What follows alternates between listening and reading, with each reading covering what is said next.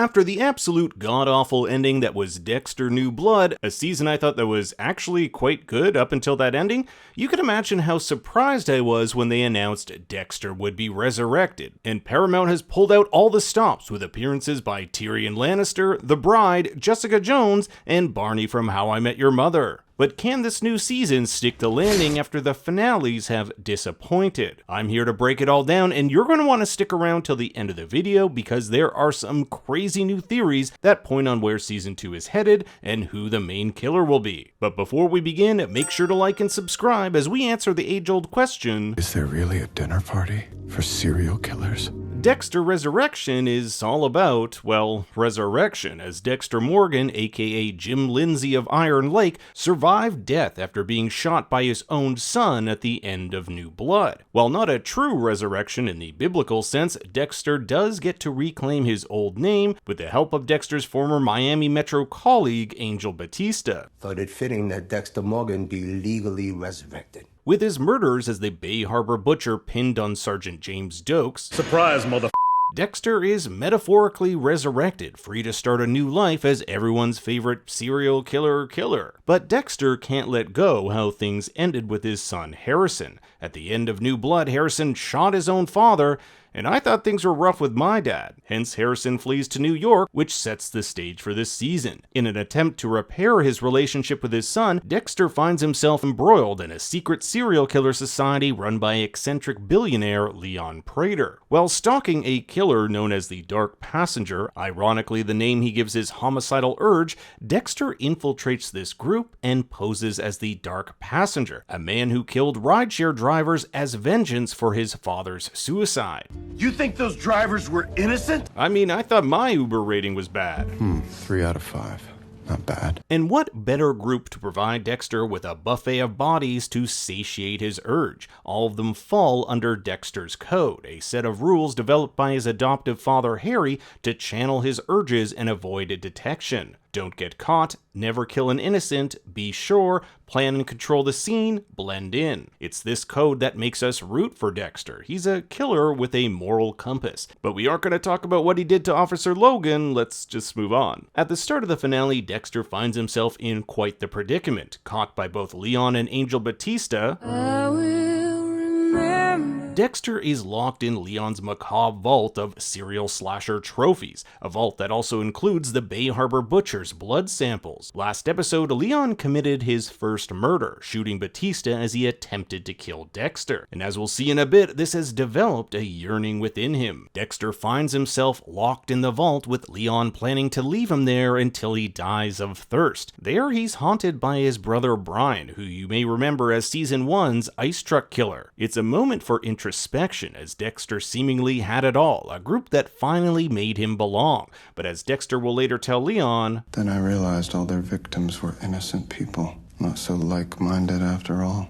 Dexter's able to use Batista's phone to connect with his son Harrison, who, over the course of the season, he's regained the trust of. Harrison might be his only hope of making it out alive, but Leon and his enforcer Charlie know what he looks like, and it isn't long before Harrison is caught infiltrating the event in order to save his dad. You see, the gala is held at Prater's mansion, the same place Dexter's held captive. Charlie's background in special ops makes it easy for her to discover the young killer, but Killer Sr. has a trick up his sleeve. In the vault are files, not only of all Leon's killers, but Charlie herself, all incriminating evidence that could put her away for good, including how she ordered the hit on Mia, aka Lady Vengeance. For years, Leon's been paying for her mother's medical treatment, threatening to withhold it if Charlie doesn't do as she's told. But this is the straw that breaks the hitman's back. She makes a deal with Dexter, letting Harrison live in exchange for him not airdropping the evidence to the hundreds of cops gathered just a floor away,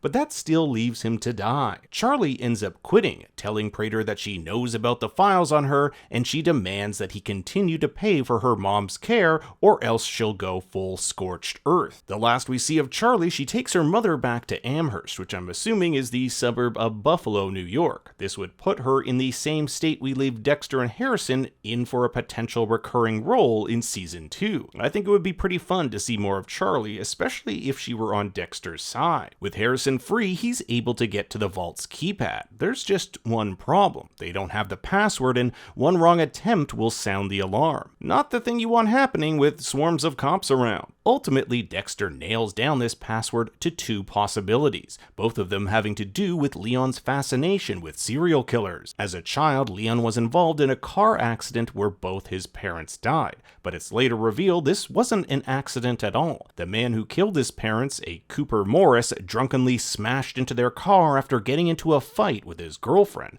He'll later reveal to Leon in a series of prison visits that he had killed before. It was to be Leon's first serial killer interaction, and one that would spark his fascination with them. For Leon, this fixation is directly tied to control. I was in control. When he watched his parents die in front of him, he had none, but by controlling the killers, it gives him both power and agency. His vault is a physical manifestation of this control through curation. The memorabilia becomes a way to possess the thing that once owned him. By enabling the killers, he becomes a participant by proxy, which psychologists refer to as vicarious participation, a way for him to extend his power and control. Throw in a dash of sadism and hubris, and you've got the cocktail for a truly nefarious villain. So Leon's first trophy is technically Cooper's letter. And what do we see at the top of this? The same letter he hands to Dexter? His inmate number. I believe this, along with the irony of a prisoner number being the code that will free Dexter from his prison, is ultimately the reason Dexter chooses this as the code. While the anniversary of his parents' death could have been the code, it didn't change Leon's life as much as his interaction with Cooper. He'll even go on to say, I felt so connected to him.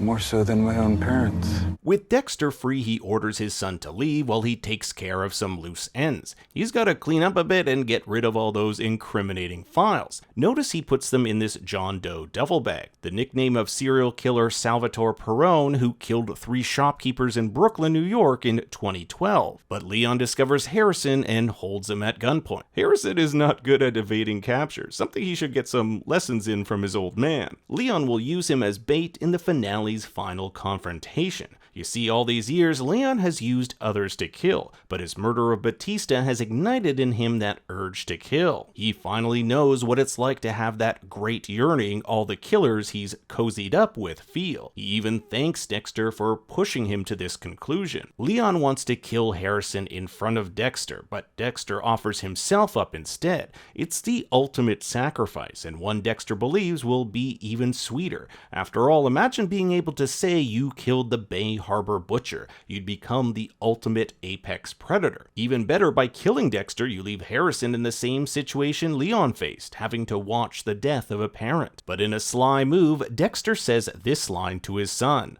I'm sorry I couldn't give you the protection that you needed. It's a nod to episode 9, in which Dexter slid something over to his son. We never see it in that episode, but it's played off as being a condom. But now it's revealed he gave his son a syringe of etorphine, the opioid Dexter uses to subdue his victims. He gave this to Harrison to protect him from Prater, and now it's being used as a code word to put him down. Dexter, of course, has to satiate his dark passenger, and with Harrison cleared, he can finally have some much-deserved one-on-one time. Using the scalpel of Harold Shipman, aka Dr. Death, a man believed to have killed roughly 250 people using medical heroin on the elderly, he's able to collect a blood sample for his blood slide box. It's kind of ironic that the man who collected trophies is now becoming one of Dexter's, but Dexter will stop himself, stating, I keep trophies to remember.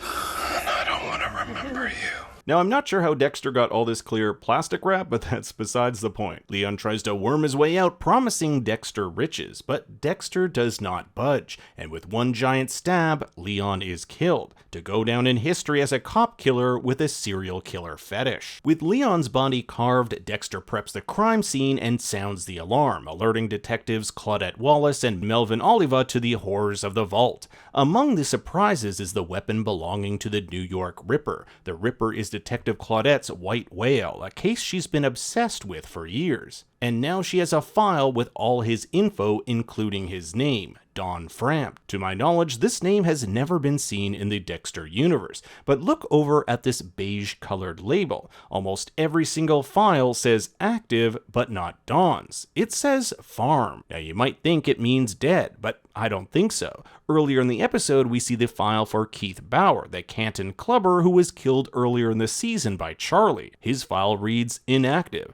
So if Don were dead, I imagine he'd have the same label, but it doesn't. If I were to make a guess, Don has been farmed out to a third party. Remember, Leon collected these killers and even hired them to do special jobs. It's not a stretch to think he might lend them out to others for special projects. If there's a season 2, I would definitely bet on the New York Ripper making an appearance, which might even have Claudette and Dexter working together. After all, it was Dexter who informed the detective, using his skills as a blood spatter analyst, that it was likely a weapon like this that was used to kill his or her victims. Now, Dexter's taken Leon's yacht, ironically called the Getaway, to literally get away with disposing his body. It's also a nice nod to the original series finale, which saw Dexter leave on a boat. But that's not the only thing Dexter has taken. With him are a slew of Leon's files. There's Al Walker, the ponytail killer, aka Rapunzel. He left to go back home to Wisconsin. It appears to me Dexter has taken these files as persons to hunt in Season 2. Names like the Yonkers Slayer, Sleepy-Eyed Stranger, Jaw Splitter, and the Midnight Mangler appear to be new. We see what appears to be a client number on these files, with numbers going up to 86, which could mean there are at least 86 other killers that were under Leon's control. Dexter's final monologue has him framed against the Statue of Liberty. He's finally free to be exactly who he needs to be. He once wished he could be normal, but now embraces who he is, even if that means having his dark passenger by his side. He used to lean on Deb to become more human and connected, but now he has Harrison. This is a different Dexter than started off the season, and certainly a different Dexter that we met in Iron Lake. This is a Dexter who is ready to get back to work. It's possible he could take this yacht and go on a spree trying to find these killers, but have you seen the cost of yacht fuel lately? My guess is he'll be staying in New York. It just makes it simpler for production, and his kid will be going to school here. Plus, we have all these other secondary characters like Blessing and his family who may or may not be making a return. But now I turn it over to you. What did you think of this ending? Or should I say beginning? This definitely felt like a new start for Dexter. I want to hear your thoughts and theories in the comments below. Thanks for watching, be sure to like and subscribe, and for more bad takes you can follow me on Twitter and Instagram at ThinkStoryYT. Until next time, remember, Daddy loves you very much.